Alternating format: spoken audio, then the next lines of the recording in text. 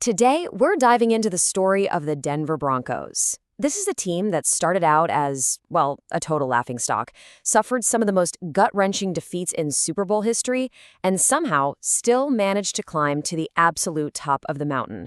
Not once, but 3 times. So, how in the world does that happen?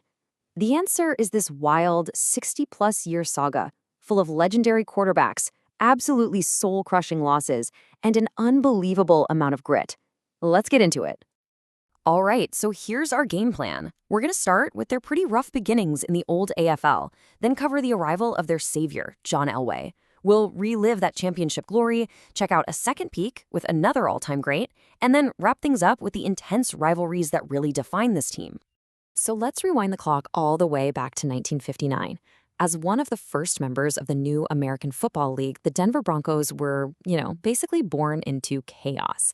And saying things got off to a rocky start, that's putting it mildly. Just think about this for a second. For the entire 10 years that the AFL existed, the Broncos never had a single winning season. I mean, sure, they won the league's very first game, which is a cool little piece of trivia, but by 1965, the franchise was pretty much bankrupt before a local ownership group had to swoop in and save it. It was really a decade of just trying to stay afloat. And here it is, the brutal math behind that decade of struggle. 39 wins, 97 losses, 4 ties. They weren't just bad. They were the laughingstock of the entire league. No question. But then, after merging with the NFL, things actually started to change. They finally got a winning season in 1973, and then, boom, 1977 happens. A punishing defense, famously nicknamed the Orange Crush, just terrorized offenses and literally dragged the team to its very first Super Bowl, even though they ended up losing to the Dallas Cowboys. But the real turning point, the moment that changed everything for the Denver Broncos, came in 1983 with the arrival of a certain quarterback from Stanford. Now, to really get Elway's impact, you gotta understand the chaos that came before him. In their first 23 years, the Broncos started over 24 different quarterbacks. It was just this revolving door of, not so great players. Then, through a legendary trade, Elway shows up and brings something the franchise had never ever known: stability and, some real hope. But that hope was met with just repeated, brutal heartbreak. Elway dragged the Broncos to 3 Super Bowls in 4 years. And they didn't just lose. They got absolutely humiliated in every single one of them. That 55-10 beatdown by the 49ers, it's still the biggest blowout in Super Bowl history. The story was written. Elway was a choker who just couldn't win the big one. Or so they thought. Because that story was about to get completely ripped up. So in Super Bowl 32, they're facing the heavily favored Green Bay Packers. And the hero wasn't just Elway. The MVP was running back Terrell Davis, who ran for 157 yards and 3 touchdowns, all while battling a migraine so bad he temporarily lost his vision. It was just an all-time gutsy performance. Finally, they had done it. And just to prove it wasn't a fluke, they ran it back and did it again the very next year. After all those crushing losses, John Elway got to walk away from the game a back-to-back champion. What a perfect ending to a Hall of Fame career.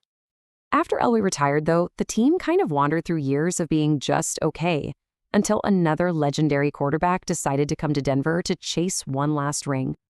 And in 2012, it's like history was repeating itself.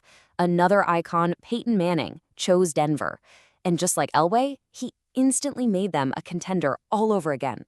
It's actually pretty wild. The franchise's entire championship history really just rests on the shoulders of these 2 guys. So in 2015, they got back to the top of the mountain one more time. Now, Manning was basically a shell of his former self by then, but it didn't even matter. He was carried by one of the most dominant defenses in NFL history, the no-fly zone. They just smothered the Panthers in Super Bowl 50, letting Peyton Manning do the exact same thing Elway did: retire on top as a champion. And unfortunately, history repeated itself in another way. Just like what happened after Elway left, Manning's retirement threw the team right back into quarterback purgatory. This carousel of starters led to years and years of frustration and, as of right now, 7 straight losing seasons. And that search for a quarterback has been incredibly expensive. The failed blockbuster trade for Russell Wilson ended with the team just cutting him and eating a staggering $85 million dead cap hit. That is the largest in NFL history. It's a number that just perfectly sums up the struggles of this whole post-Manning era. But through all the incredible highs and the crushing lows, one thing has always been a constant for the Broncos: bitter, hard-fought rivalries.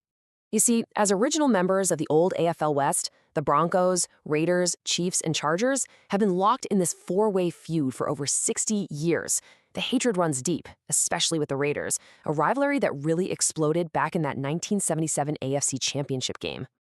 Outside of the division, they had this incredible rivalry with the Cleveland Browns. They met in 3 AFC championships in the late 80s, and 2 of those games gave us some of the most famous plays in NFL history. First, there was the drive, where Elway led a 98-yard game-tying drive. And then the very next year, you had the fumble, where Browns running back Ernest Biner fumbled at the 2-yard line, sealing another Broncos win. Just brutal stuff. Which brings us to today.